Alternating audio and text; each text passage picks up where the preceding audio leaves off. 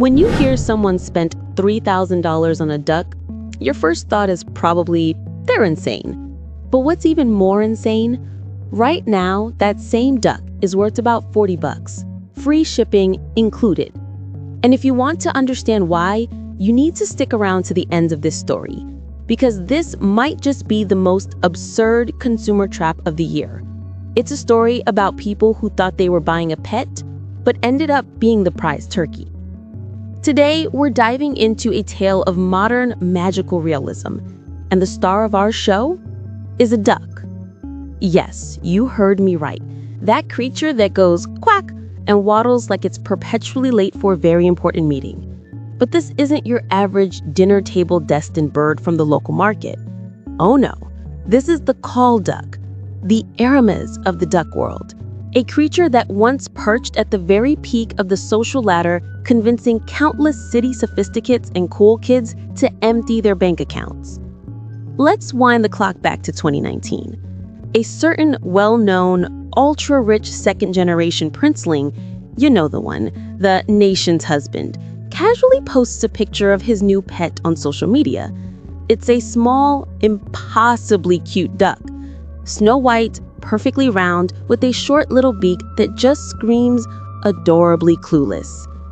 The man who posted it was nonchalant, but the internet erupted. This creature, the call duck, a name that already sounded exotic and chic, was now stamped with the ultimate seal of approval. Its value didn't just climb, it strapped itself to a rocket and blasted into the stratosphere. Overnight, the call duck became the ultimate social currency. In that era, the car you drove, the bag you carried, that was all child's play.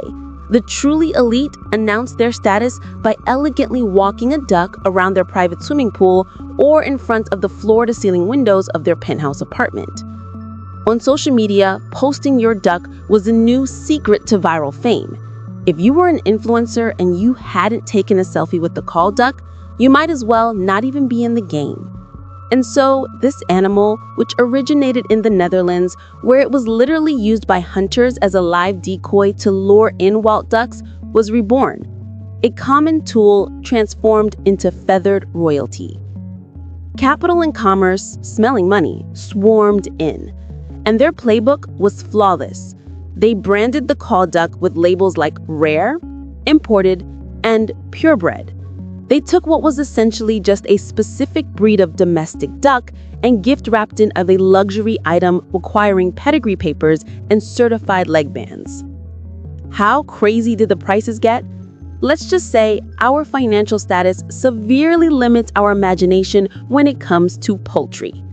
At the market's peak, a single, humble, fertilized duck egg, just an egg, mind you, with no guarantee it would even hatch, let alone whether it would be male or female, was a lottery ticket selling for hundreds of dollars. A newly hatched duckling started at $1,000. If it had good features, a rounder head, a shorter beak, the price tag easily shot past $2,000. In pet stores, call ducks weren't just in cages. They were displayed on velvet cushions, receiving the full VIP treatment. If you even thought about reaching out to touch one, a sales clerk would freeze you with a death stare, terrified your peasant fingerprints might tarnish the precious plumage of this tiny god. The vibe was pure luxury boutique. They weren't selling a product, they were selling a position on the social hierarchy. You weren't buying a pet, you were buying a ticket to a perceived high-class lifestyle, a way to flex on your friends without saying a word. However, every bubble blown by capital shares the same destiny. It is doomed to burst. And the seeds of the call duck's spectacular collapse were sown from the very beginning, written directly into its DNA. The fatal flaw?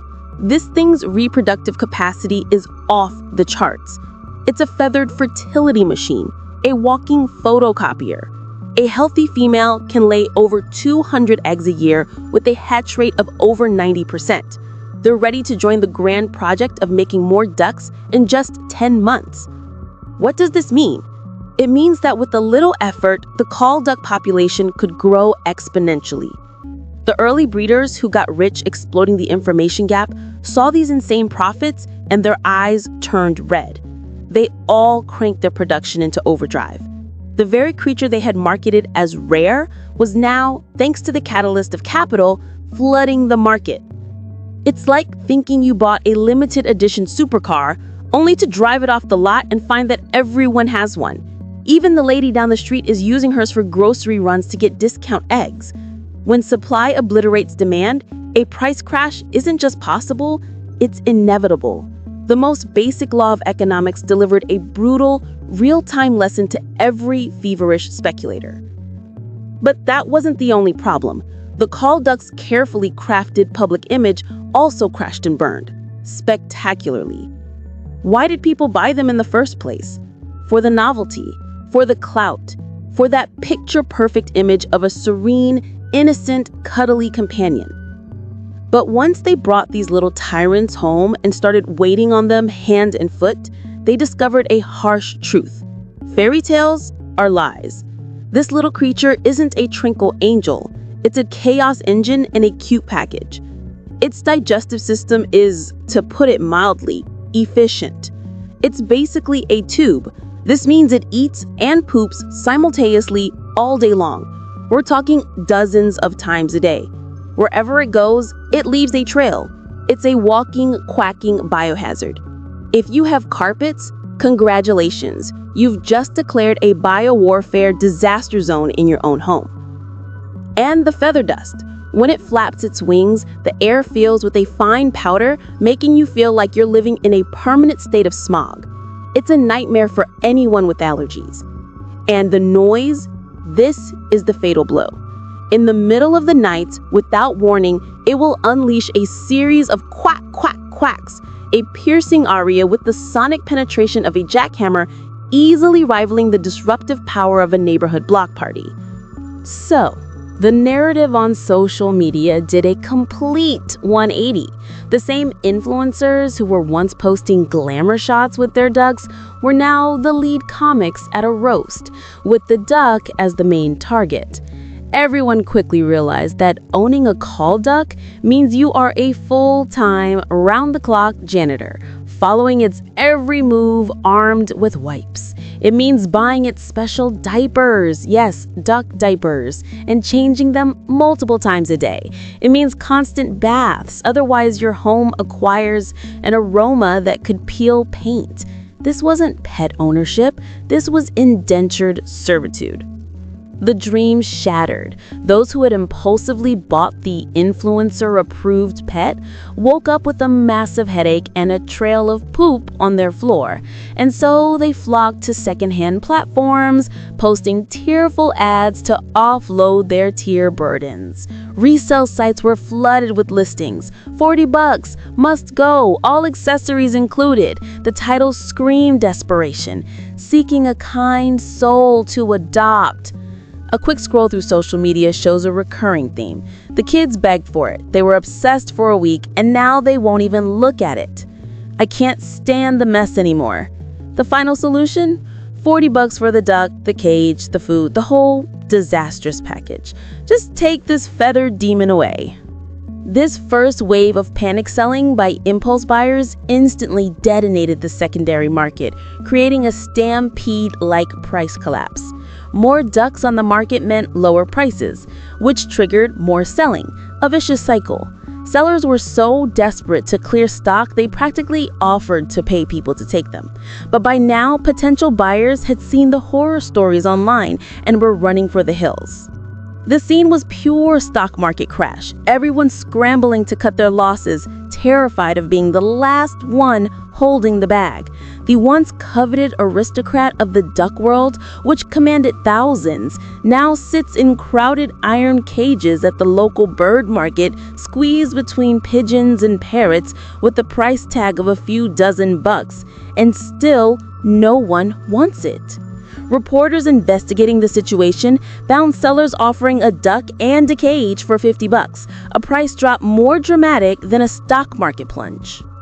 Some merchants admitted to reporters that wholesale prices from hatcheries are now just a few dollars per egg.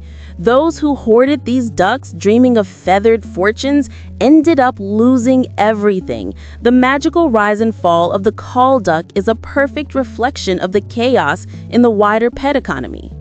In recent years, the pet market has ballooned, with projections hitting hundreds of billions of dollars. Why? Because modern life can be lonely. Pets have become vital emotional support. Young people, especially, will eat instant noodles themselves just to buy premium imported food for their beloved cats and dogs. How could capital possibly ignore this giant lucrative pie? So they hype one it pet after another. Today it's the call duck, tomorrow it's a pygmy rabbit, the day after it's a ragdoll cat. They package ordinary animals into investment products and harvest wave after wave of suckers. The playbook is identical to the Tibetan Mastiff craze years ago. Those dogs were hyped from thousands to millions until the bubble burst, leaving nothing but chaos and abandoned animals. History doesn't repeat itself, but it often rhymes. In this whole tulip mania with feathers, the sellers are obviously to blame. They exploited information asymmetry and consumer vanity to create a total scam. But are we, the consumers, completely blameless? Let's be honest with ourselves. How many people bought a call duck out of a genuine love for the species? I suspect most were just chasing a trend, feeding their ego, desperate to project an illusion of "I'm living the good life" on social media. They never once considered if they had the time, the energy, or the patience to care for a living being. They were simply blinded by the halo of celebrity and influencer hype.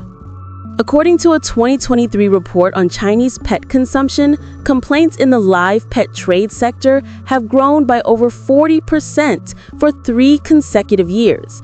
The vicious cycle of impulse buying and abandonment is turning living pets into disposable goods. One animal protection group survey found the abandonment rate for call ducks is as high as 35%. A pet is not a prop for your photo shoot. It's not a toy to satisfy a fleeting whim. It is a life that requires a decade or more of your commitment and care. This kind of impulsive consumption is fundamentally irresponsible to the animal's life and to your own wallet. Of course, the call duck's price collapse isn't entirely a bad thing.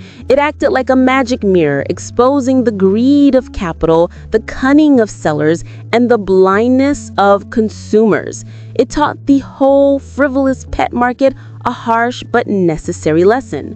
When the tide goes out, you see who's been swimming naked. Only the breeders who operate with integrity and refuse to engage in hype will survive. The market will eventually return to sanity. It has at least taught people a valuable lesson. Anything propped up by hype and Lu Liang, detached from its intrinsic value, will eventually come crashing back to earth. The duck you bought for $3,000 and the duck you can now buy for $30 are biologically identical. It will still poop everywhere, and it will still quack. Its value lies in the companionship it can offer as a living being, not in a wildly inflated price tag. In this age of information overload, where anyone can be an influencer, rational consumers need to guard their wallets and keep a clear head. The next time you see some viral must-have item, whether it's a pet, a bubble tea, or a pair of sneakers, stop, take a breath, and ask yourself, do I genuinely need this? Or do I just need the fleeting, hollow satisfaction it represents? Don't let your intelligence become someone else's quarterly KPI. As for the call duck itself, if you truly understand and accept all its flaws, if you are willing to clean up its mess and tolerate its noise, then picking one up for a few bucks now as a companion might not be a bad idea. But if you're not sure, try a simple economic calculation. Take the purchase price, divide it by its expected lifespan, add in the annual costs for food and vet visits, then multiply that by the cost of your time spent cleaning up poop. If you still want one after doing the math, then you've earned the right to have one.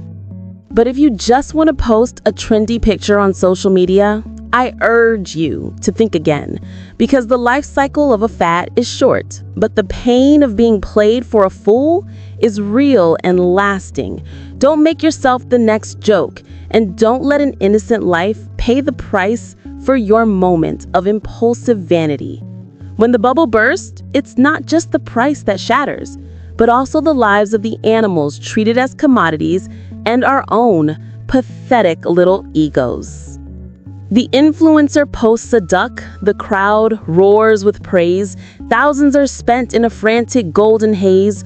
Once a rare treasure, now they're common and cheap. A market collapses while the speculators weep. Sold for a pittance, a sad, tearful tale. The noble-born creature is now a joke, destined to fail. The bubble has burst, the wreckage is clear. A high price was paid for an asset so dear. A pet is no stock, its value not for the trading. Just look at the feathers on the wind, they are fading. That's all for this episode. Thanks for listening, and we'll see you next time.